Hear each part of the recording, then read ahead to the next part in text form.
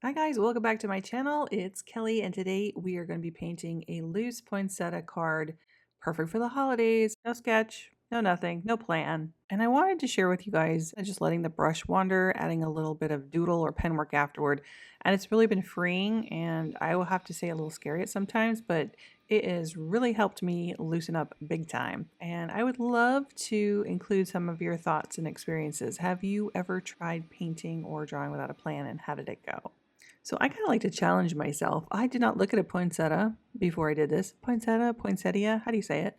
Uh, I just kind of went for it. I knew it had a little bit of a point, and I knew it wasn't perfectly straight as far as the edges. So I knew it had a little bit of movement, like little peaks, like I'm trying to paint in here. I am using a CAD red. And I'm trying to go light because I wanted to layer this one. Now, I think next time I might use a brighter shade of red. I mean, I thought this one was pretty good, but when it dried, it just wasn't quite as vibrant as what I wanted it to be. I mean, it was red, but it was like that bright orangey red. Even though it looks like it in here, look at that. I mean, it's pretty red, right? I don't honestly know if I have a better color because this is my Floral Rosa Kit palette that I'm using. And this is the reds. There's quite a few reds. More of them have pinks in them. So I don't know. I might kind of try some other colors with this one. I am using my Princeton brush again. I've been using this one for a little while. My mom got me this while I was up in Maine this past summer. And I love it. It's got a nice little snap. This one is a size 8. And I am using my Strathmore watercolor cards for this one. So you can see it's got like a star shape. I'm not even sure how many petals they have because with poinsettias, I don't know if you knew this, but these red petals, or these red petals you think are petals, they're actually leaves, and the leaves just turn red when I guess they take it out of the sunlight for a little while, and it makes it turn red. So I know in some places you can have poinsettias all year round. I really wanted to plant one here, but it just gets a little bit too cold. I will say last year though, I did really well with my poinsettia. I kept it alive for quite a long time, which is a feat for me. All right, so I'm going to add a little bit of green in here. This is actually color is green. And then I'm going to start to make some of those green leaf shapes. I want to say petals, but they're really not petals, they're leaves. And again, I'm trying to get that shape. I'm kind of playing with it because I'm not looking at anything. It's just like, I don't know if I have it right. But you know, that's the fun thing about challenging yourself.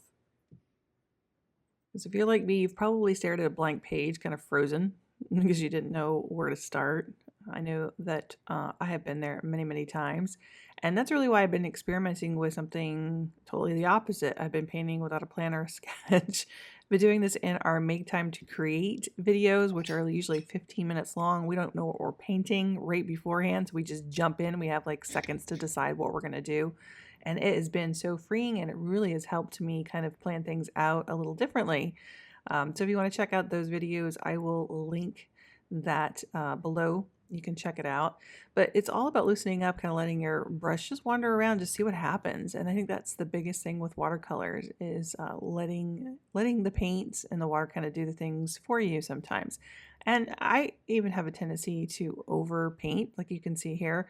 I did that little bit of light shade. Now I'm popping in some other colors. I'm still trying to figure out the shape that I want because I didn't sketch it. But sometimes I just like to let the colors kind of go freely, let it mingle, let it kind of do what it wants. And then once it's dry, which is what I did with this one, I knew that I can kind of clean it up. I grabbed a pen and I can paint some or make some marks and doodle.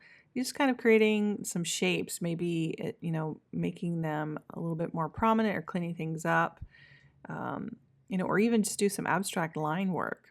And I think the results is kind of always a surprise because that's really what makes it fun. There's no a right or wrong here. It's just about playing. Now, there are some tutorials where I'm going into specifics and you want it to come out looking just right. But I think part of sometimes when people are feeling stuck or if they're feeling tight with their art, this is the challenge. Give this a try. There is no pencil, no rules, just paint.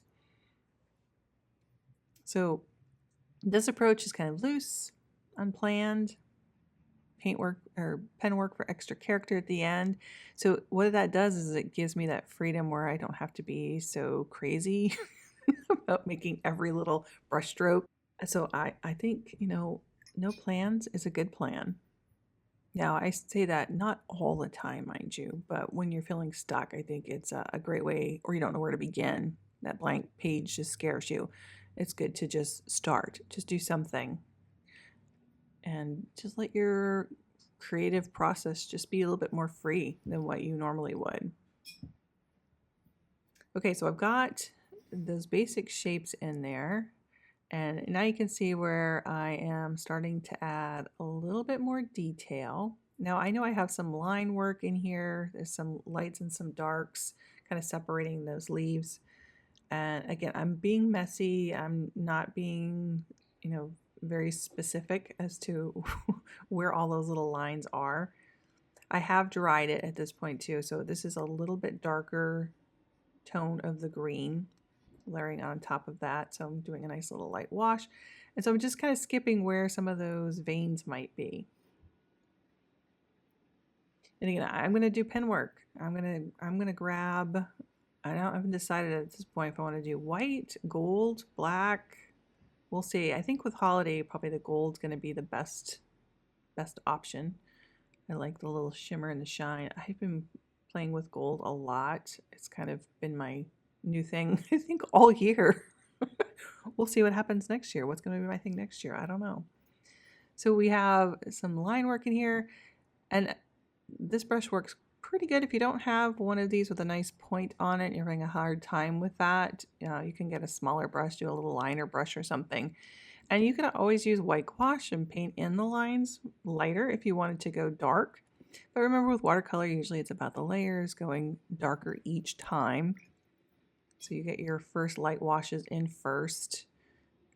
I did some dropping. I was a little tight on this one, I have to say, because I knew I wanted it to look more like a poinsettia. But as I started to kind of loosen up again, and I knew I was recording this for you guys here on YouTube, but I got into it. It's like when you first start, you're like, oh, is that right? And then I kind of let go. And now I'm just playing. I'm just kind of moving around. Again, I've got a darker shade of red, so it's less water, a little bit more pigment with this one. Not quite as watered down. And you can see it already is a little bit brighter. But I might add something maybe more red or an orange together with this one. Just to brighten it up a little bit more next time. That's the thing too, is I don't often paint the same thing twice, but I probably should do it more than I do because, you learn something each time. So for my patrons, if you are a patron, I'm going to attempt this one again, and it's going to be less loose because this one, I didn't know what I was doing, sorry. The second one, I've already done the practice. I've played with the reds. I'm going to look at some poinsettias this time just to see the difference that it can make. And sometimes, I've put it out there for you guys on Facebook and on Instagram, and ironically, people choose the looser style a lot of time, which I find fascinating. So, with art, everything is in the eye of the beholder. You have different people like different things, and that's the great thing about art. Sometimes my paintings on Etsy will sell right away, and they're not my favorite paintings. And sometimes my best paintings, I think are my best painting, are, still up there. And it's like, how is this possible? I love this piece. There's always those pieces that you're going to love. And there's going to be people that aren't going to like it, or there's going to be people that love your pieces that you didn't love. So, that's the great thing about art. Just put it out there. So I went in with a light wash of color. Again, I wasn't quite sure what I was going to do here. I'm playing around. I figured green, it's Christmassy, it's holiday-ish. Maybe add a little bit of red to that. So maybe there's some other poinsettias in the background. I don't know. I think the first wash was the ochre. Yep, I started with a very light wash, and now I'm dropping in some darker values. And as I'm doing this, I'm kind of realizing that Oops, that was purple. That's not what I wanted. I wanted black. It's a black grape, so the purple works okay. But I realized that it just wasn't quite dark enough. It was all similar tones. See how those colors were all the same? So it just kind of blended everywhere. So I went in a little bit darker. Now, probably wouldn't have chose purple as the color that I wanted, but that's what's in there now, so that's what I'm going to go with. Yeah, that's the thing.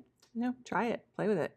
Now, your red and your green are opposite on the color wheel, so those go nicely together. And if you're going to do purples, the opposite would be yellow. And I did start off with a little bit of that yellow ochre in there, but I'm now switching to more of a gray tone for this side. And then I think I'm going to go with a darker green on the bottom. And that's another great thing about this stuff. When you're playing, you can change it. You notice too, I did some splattering up there just to break things up a little bit. And when I did the splatter, I just used water for that. I'm going to kind of clean up those edges a little bit more. A nice thing about, when you do a background, I have a tendency to do backgrounds after I am done painting my whatever the main image is. And I don't know if you do that. I guess sometimes I do it the opposite way, but most of the time I always do the image first because I'm not quite sure what I want to do for a background. Again, you know me, I don't tend to plan things out a whole lot. And it's because I enjoy this process. I enjoy painting and seeing what's going to happen. Not to say that, people that do plan everything out and sketch everything perfect and do, each little section at a time, because it looks absolutely gorgeous. It's very, very organized. You can see a little bit of my brain right now. I'm not organized. I just like to, this is my creative time. I like to let it loose, let it go. And I have more fun with it that way. If you have more fun with being very drawn out and more of a perfectionist, that's okay too. We have to do what works for us. So I decided, I wanted to go a little darker. So I'm going to go in with a few lines here with that red. Going a little deeper. Trying not to cover everything up from underneath, but sometimes I look back and go, stop. You should have stopped there, Kelly.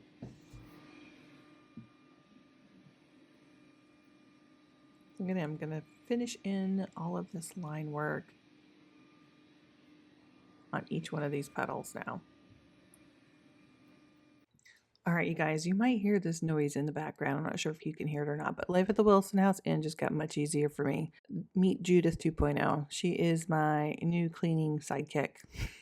She vacuums, mops, maps out the entire square foot of the inn, which is almost like 5,000 square feet.